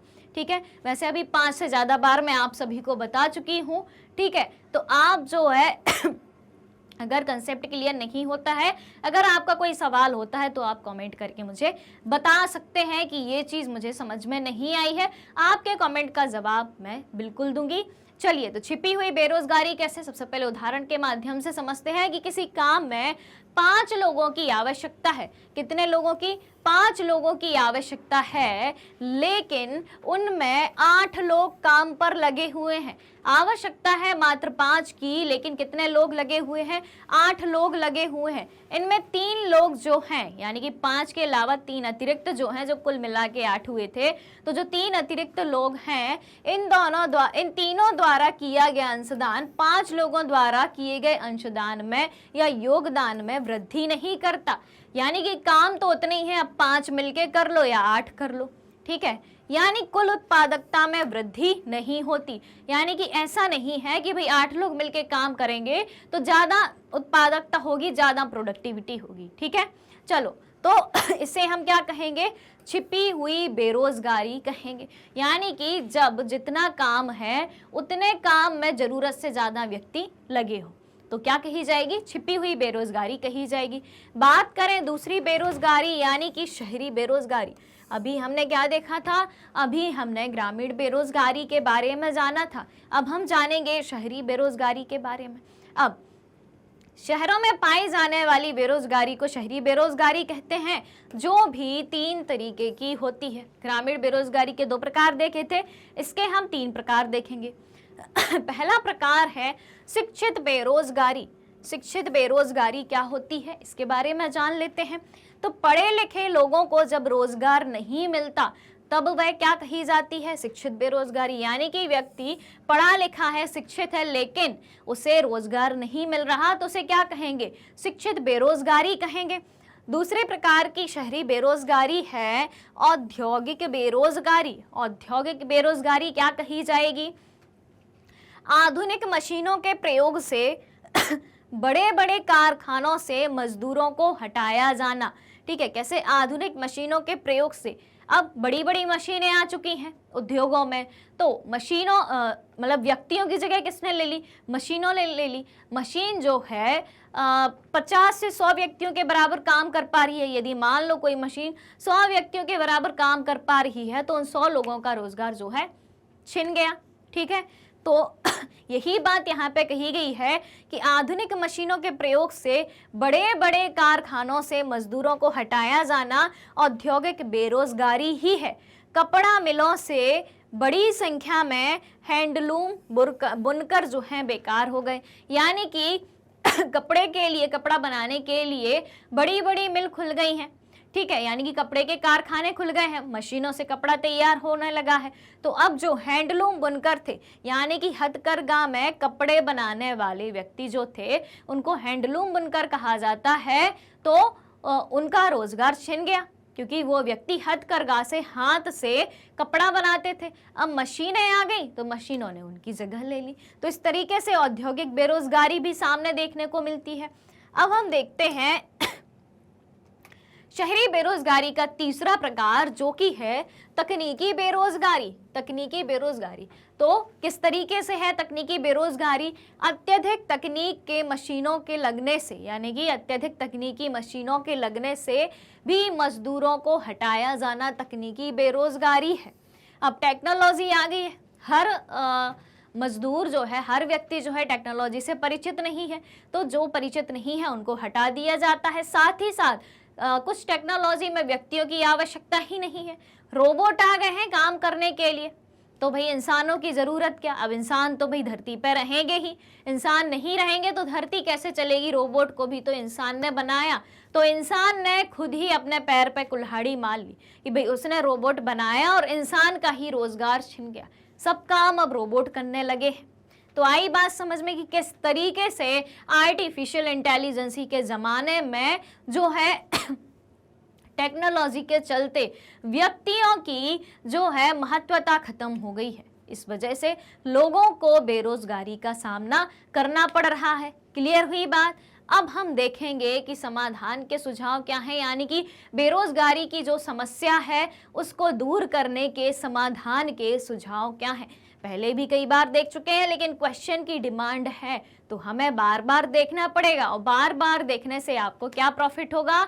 आपको बार बार चीज़ रिवाइज होगी, जल्दी याद हो जाएगी, अपने इस लेक्चर में ही याद हो जाएगी। इसलिए मैं कहती हूँ कि आप जो है एक भी लेक्चर मिस ना करें, क्योंकि यहाँ पे हम आपको सिर्फ चैप्टर प्रोवाइड नहीं कराते, चैप्टर के अलावा सॉल्यूशन प्रोवाइड कराते हैं चैप्टर का, और उसके बाद MCQ, उसके बाद MIQ यानी कि मोस्ट इंपॉर्टेंट क्वेश्चन, और उसके बाद एक पूरा 1 शॉट रिवीजन भी प्रोवाइड कराते हैं।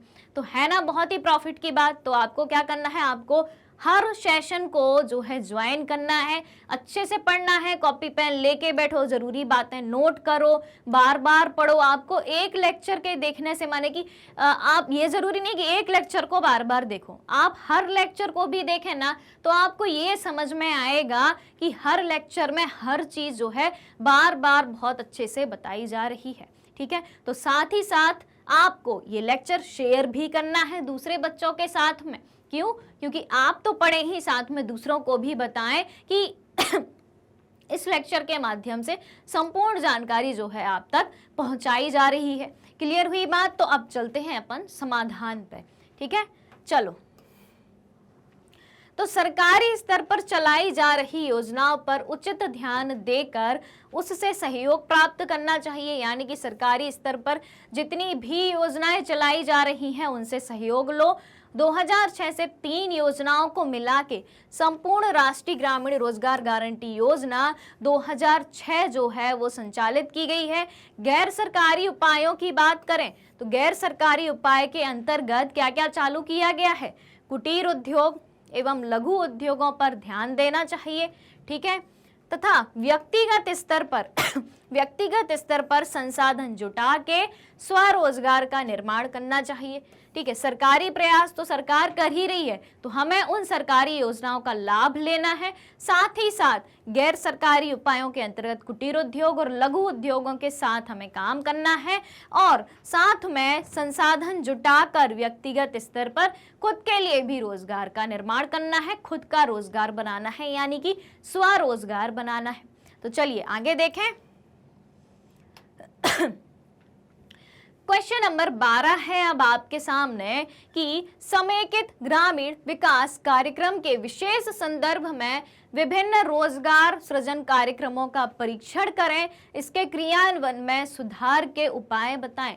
समेकित ग्रामीण विकास कार्यक्रम के विशेष संदर्भ में विभिन्न रोजगार कार्यक्रमों का परीक्षण करना है और इसमें परीक्षण के बाद आपको क्या कमियां नजर आती हैं उनके सुधार को भी बताना है कि इस योजना के क्रियान्वयन यानी कि इम्प्लीमेंटेशन में क्या कमियां हैं, उसके सुधार को भी आपको बताना है। तो चलिए जल्दी से इसका भी आंसर अपन देख लेते हैं।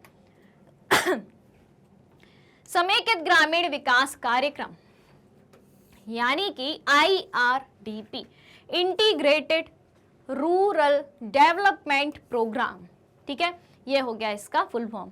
ये हो गई हिंदी में बात, ठीक है, ये हो गई इंग्लिश में बात और ये इसका शॉर्ट फॉर्म, ये इसका फुल फॉर्म। क्लियर है?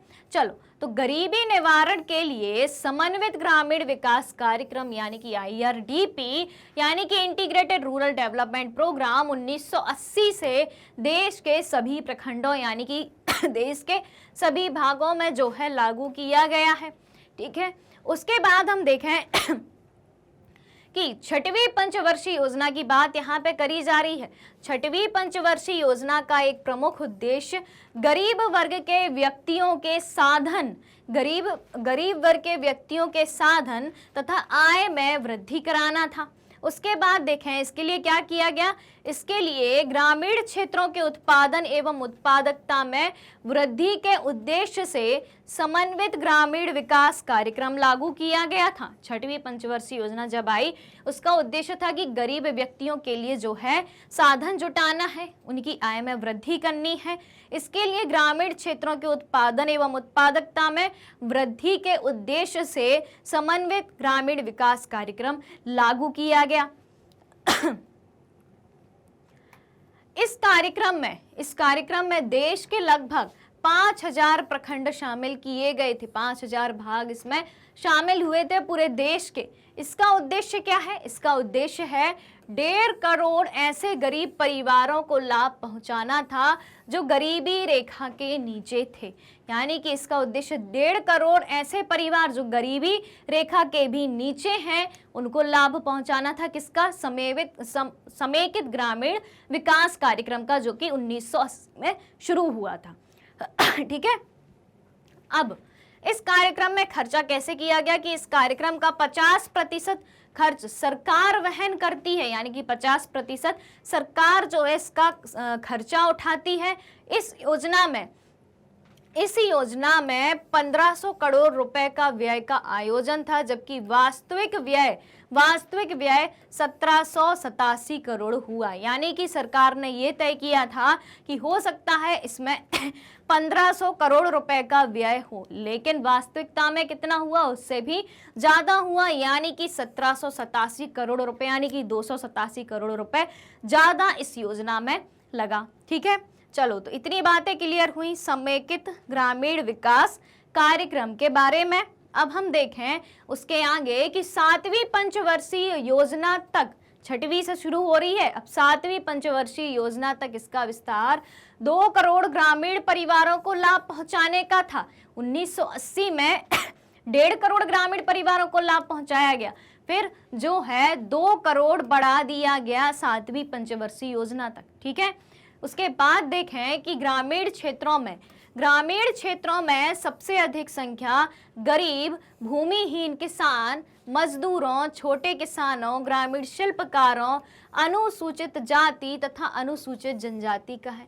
तो ग्रामीण क्षेत्रों में जो सबसे अधिक गरीब जनसंख्या है उनमें कौन कौन लोग शामिल हैं? उनमें जो है भूमिहीन किसान, वे किसान जिनकी स्वयं की भूमि नहीं है, दूसरे की भूमि पे खेती करते हैं, यानी कि मजदूरी करते हैं एक तरीके से।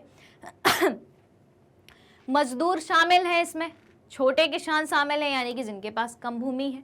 ग्रामीण शिल्पकार हैं, गांव में शिल्पकारी का काम करने वाले व्यक्ति। अनुसूचित जाति तथा अनुसूचित जनजाति के लोग हैं। क्लियर हुई बात कि ग्रामीण क्षेत्रों में मुख्य रूप से कौन निवास कर रहे हैं। इस कार्यक्रम का उद्देश्य इसी वर्ग के लोग, यानी कि ग्रामीण क्षेत्र में जो इतने वर्ग बताए गए हैं, तो इस कार्यक्रम का उद्देश्य जो है इसी वर्ग के लोगों को लाभ पहुंचाने का।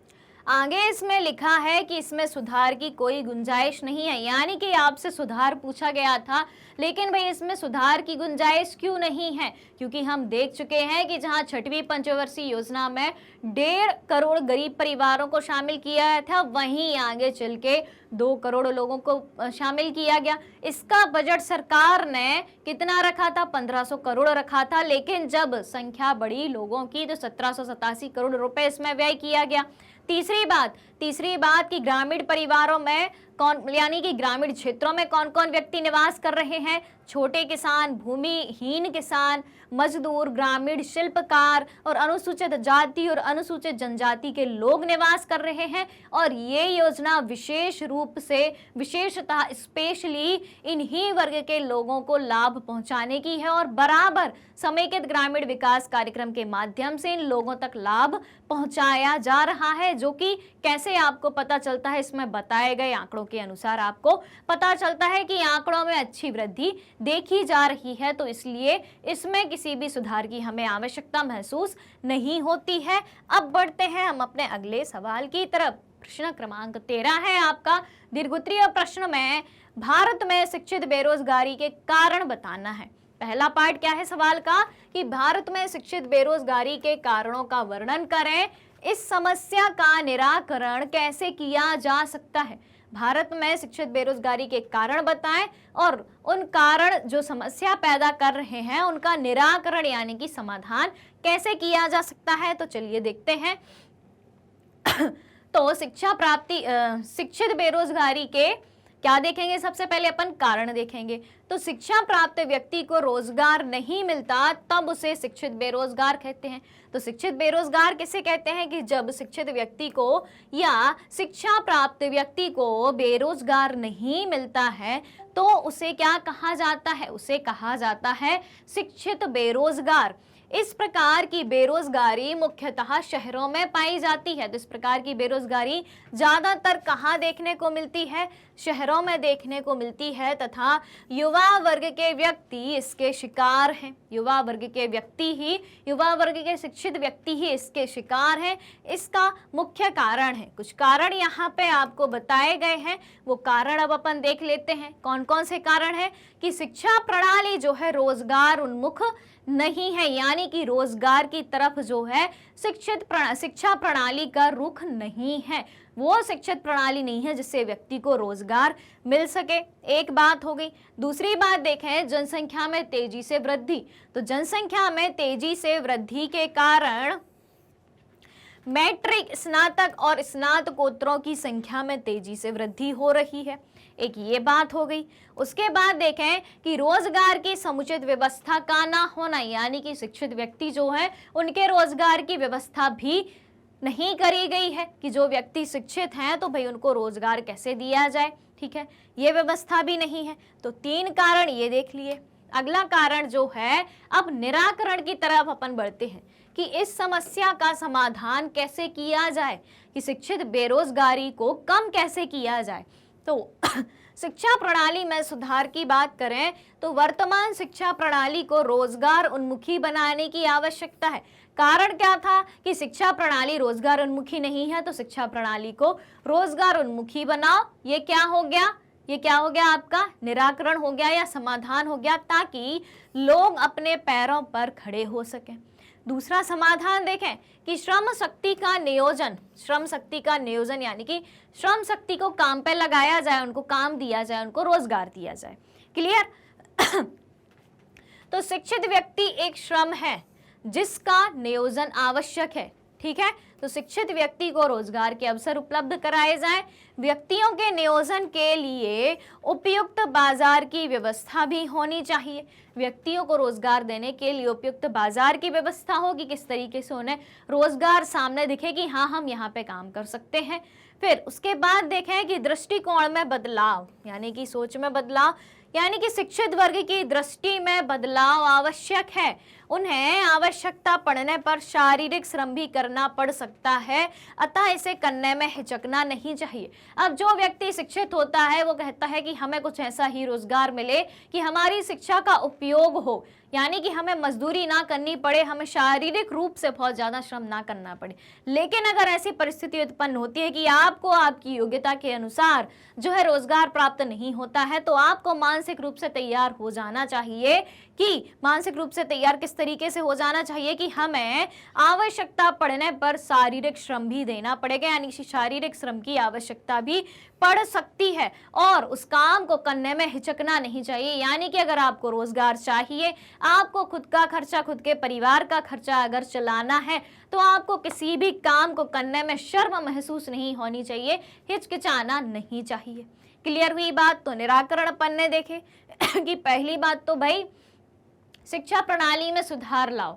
दूसरी बात, श्रम शक्ति का नियोजन करो, यानी कि शिक्षित व्यक्ति जो है उन्हें रोजगार के रास्ते दिखाओ, अवसर दिखाओ, जब तो वो व्यक्ति रोजगार में लग पाएंगे। और तीसरी बात कि अगर आपके सामने आपकी योग्यता के अनुसार काम करने को नहीं है, तो आप इस बात से ना डरें कि हमें शारीरिक श्रम करना पड़ेगा। आपको जो काम मिले आपको उसे खुशी खुशी करना चाहिए।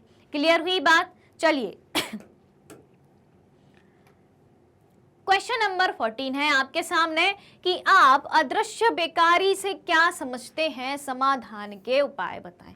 अब बताना है आपको अदृश्य बेकारी यानी कि छिपी हुई बेरोजगारी या प्रच्छन्न बेरोजगारी, उसके समाधान भी आपको बताने हैं। तो अदृश्य बेरोजगारी क्या होती है वो देख लेते हैं कि कृषि के क्षेत्र में आवश्यकता से अधिक व्यक्ति लगे होने के कारण, जब कृषि क्षेत्र में जरूरत से ज्यादा व्यक्ति लगे हो तो छिपी हुई या अदृश्य बेरोजगारी भी पाई जाती है। इसमें लोग प्रकट रूप से यानी कि प्रत्यक्ष रूप से ऐसा लगता है कि लोग काम पर लगे हुए हैं, काम पर लगे हुए दिखाई देते हैं, पर उनकी उत्पादकता नगण्य या शून्य होती है, यानी कि प्रोडक्टिविटी जीरो होती है। यदि उन्हें काम से हटा भी दिया जाए तो कृषि उत्पादन में कोई कमी नहीं होगी। यानी कि जहां 5 व्यक्ति काम में लगे होने चाहिए, 5 व्यक्ति की जरूरत है, वहां 8 व्यक्ति काम कर रहे हैं, तो 3 व्यक्ति एक्स्ट्रा काम कर रहे हैं, काम उतना ही है। ठीक है, जैसे कि मान लो खेत में 1 एकड़ भूमि का अनाज काटना है, मतलब फसल काटनी है। ठीक है, तो वो जो है पैसे उतने ही मिलेंगे और फसल भी उतनी ही कटेगी। भाई जितनी उगी है फसल, जितनी पैदावार हुई है उतनी ही फसल आएगी। ऐसा तो नहीं है कि 8 व्यक्ति मिलके काटेंगे तो फसल बढ़ जाएगी, ठीक है, कि 1-2 बोरे ज्यादा फसल आ जाएगी, ऐसा तो नहीं होगा। तो प्रोडक्टिविटी तो जीरो ही है कि एक्स्ट्रा व्यक्ति काम करे तो प्रोडक्टिविटी तो जीरो ही है। भले ही वो ज्यादा व्यक्ति काम करने से क्या होगा कि कम समय में जरूर काम हो जाएगा, लेकिन व्यक्ति के पास पैसा तो उतना ही आएगा, यानी कि अलग से एक्स्ट्रा कमाई कुछ नहीं होगी, प्रोडक्टिविटी जीरो ही होगी। तो हमें देखने में क्या लग रहा है कि 8 व्यक्ति काम कर रहे हैं, 8 व्यक्ति रोजगार में लगे हुए हैं, यानी कि 8 व्यक्ति जो हैं, 8 के 8 व्यक्ति बेरोजगार नहीं है। तो इसे क्या कहेंगे कि जब लगे ऐसा देखने में कि व्यक्ति काम में लगा है लेकिन प्रोडक्टिविटी उतनी नहीं है, यानी कि प्रोडक्टिविटी में कोई वृद्धि नहीं है, तो उसे क्या कहा जाएगा? उसे छिपी हुई बेरोजगारी या अदृश्य बेरोजगारी कहा जाएगा। समाधान की चर्चा करें कि अदृश्य बेरोजगारी की समस्या के समाधान के लिए कृषि पर से जनसंख्या के भार को कम करना होगा। अब कृषि पर से जनसंख्या के भार कम करने के लिए क्या करेंगे कि लोग सिर्फ कृषि पर ही डिपेंड ना रहें रोजगार के लिए, अन्य ऑप्शन भी, अन्य विकल्प भी, दूसरे ऑप्शन भी उनके सामने पेश करने होंगे कि आप ये काम भी कर सकते हैं। उसके बाद इसके लिए क्या करना होगा दूसरे कामों के लिए कि ग्रामीण क्षेत्रों में रोजगार के अन्य साधनों का विस्तार करना होगा। आगे देखें कि आज विश्व के अनेक अर्ध विकसित देशों में, यानी कि जो पूरे तरीके से विकसित नहीं है, अर्ध विकसित देशों में कृषि आधारित छोटे एवं घरेलू उद्योगों का शीघ्रता से विकास हो रहा है। यानी कि अर्ध विकसित देश जो है पूरी तरीके से विकसित नहीं है, उनमें लघु उद्योग और कुटीर उद्योगों का विकास हो रहा है, जिसके माध्यम से लोगों को रोजगार दिया जा रहा है।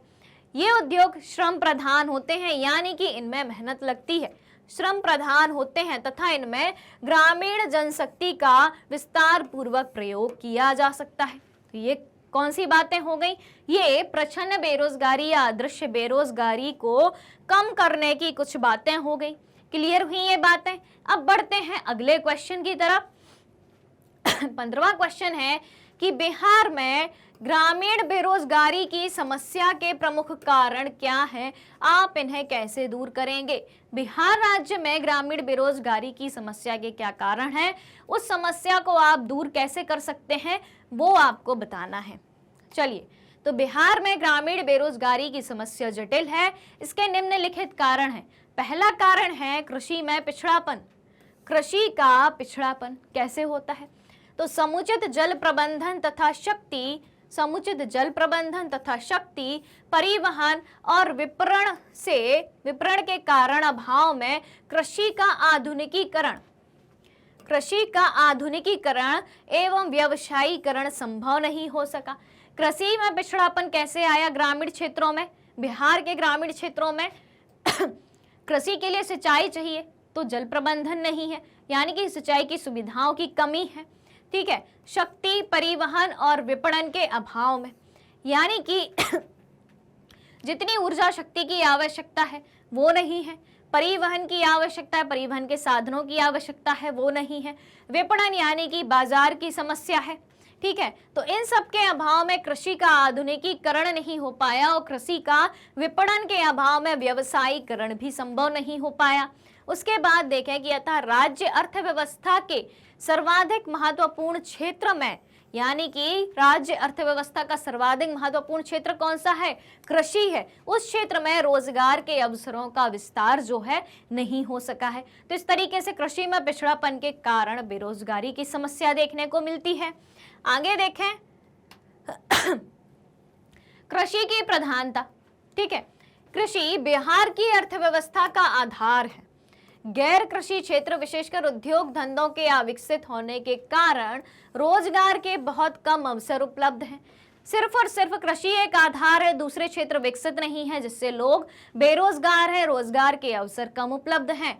राज्य की 80% जनसंख्या, आप सोचें कि 80% जनसंख्या, 100 में से 80% जनसंख्या जो है बिहार राज्य की, वो कृषि एवं उससे संबंधित क्रियाकलापों में ही लगी है। यानी कि ओवरऑल 80% जनसंख्या कृषि क्षेत्र में ही लगी हुई है। कृषि पर जनसंख्या के इस बोझ के कारण ही गांव में बेरोजगारी की समस्या है। यानी कि मुख्य व्यवसाय, मुख्य पेशा कृषि को ही माना है, कृषि की ही प्रधानता है, दूसरे उद्योग व्यवसायों की प्रधानता नहीं है। ये कारण हो गया। अब कृषि आधारित उद्योगों का विकसित ना होना या अविकसित होना। अब कृषि की प्रधानता तो है, जब कृषि की प्रधानता है, इतनी मात्रा में लोग कृषि पर निर्भर हैं, तो कृषि से संबंधित जो उद्योग हैं वो नहीं है वहां पे। अगर वो खुल जाएं, उन उद्योगों का विकास हो जाए, तो रोजगार की समस्या काफी हद तक जो है दूर हो सकती है। यानी कि बेरोजगारी की जो समस्या है वो दूर हो सकती है और रोजगार आसानी से उपलब्ध हो सकता है। तो कृषि आधारित उद्योगों का अविकसित होना, बिहार में कृषि उत्पादन पर आधारित उद्योग विकसित नहीं है, जिसके कारण बिहार की चीनी, जूट और कागज की मिलें बंद हो चुकी हैं। भाई चीनी किससे बनती है? गन्ने से बनती है, गन्ने की खेती होती है, तो चीनी उद्योग जो है या शक्कर उद्योग कृषि आधारित उद्योग हुआ। जूट उद्योग भी कृषि आधारित उद्योग है। ठीक है, वो भी बंद हो गया।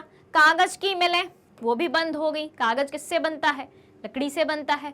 ठीक है, तो इससे बेरोजगारों की संख्या में जो है वृद्धि हुई है, क्योंकि कृषि आधारित उद्योग जो है अविकसित है, विकसित नहीं है। कृषि आधारित उद्योगों की कमी पाई जाती है राज्य में।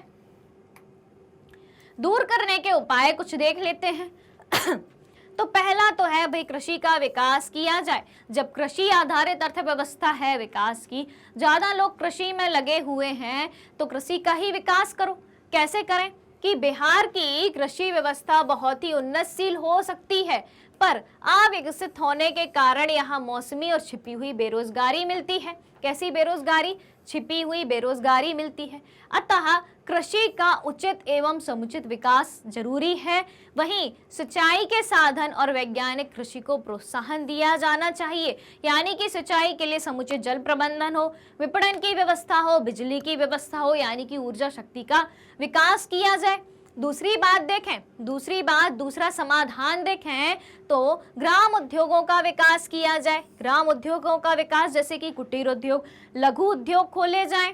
फिर सब्जी एवं फल उत्पादन में बिहार एक अग्रणी राज्य है। सब्जी का उत्पादन बहुत ज्यादा होता है, फल का उत्पादन बहुत ज्यादा होता है, तो उससे संबंधित जो उद्योग हैं, फलों से संबंधित जो प्रोडक्ट बन सकते हैं, उनके उद्योगों का विकास किया जाए। तो इन पर अगर पूरे तरीके से ध्यान दिया जाए तो बिहार में जो ग्रामीण बेरोजगारी है वो दूर हो सकती है, और वहीं की कृषि से संबंधित योजनाओं, कृषि से संबंधित उद्योग व्यवसायों को बढ़ावा दे के साथ ही साथ कृषि में जिस चीजों की कमी है, आधुनिकीकरण की कमी है, तो उस चीज को पूरा करके, उस कमी को पूरा करके बिहार की ग्रामीण अर्थव्यवस्था को, साथ ही साथ बिहार में बेरोजगारी की दर को काफी हद तक कम किया जा सकता है।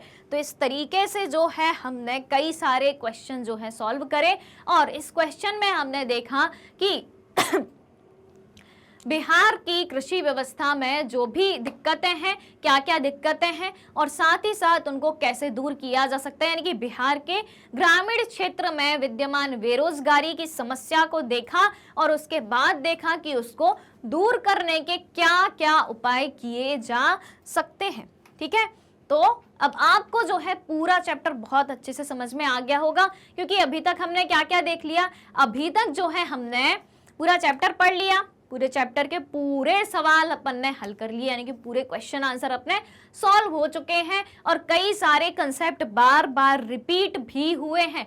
तो उम्मीद है मुझे कि अब जो है आपको बहुत अच्छे से ये चैप्टर पूरा समझ में आ गया होगा कि बेरोजगारी किस तरीके से हमारे देश को प्रभावित किए हुए हैं, हर एक व्यक्ति को प्रभावित किए हुए हैं, जिसके कारण देश की अर्थव्यवस्था भी खतरे में बनी हुई है। अब आगे के सेशन में अपन क्या पढ़ेंगे?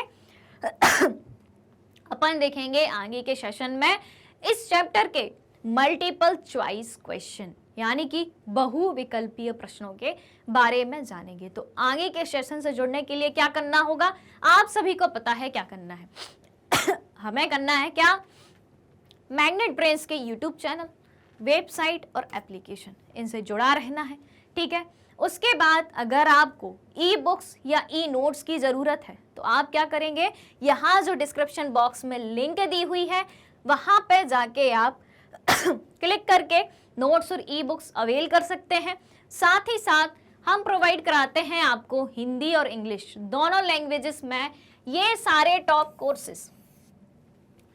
यूट्यूब के अलावा हम अदर सोशल मीडिया प्लेटफॉर्म जैसे कि Facebook, Insta, Twitter and Telegram पर भी अवेलेबल है।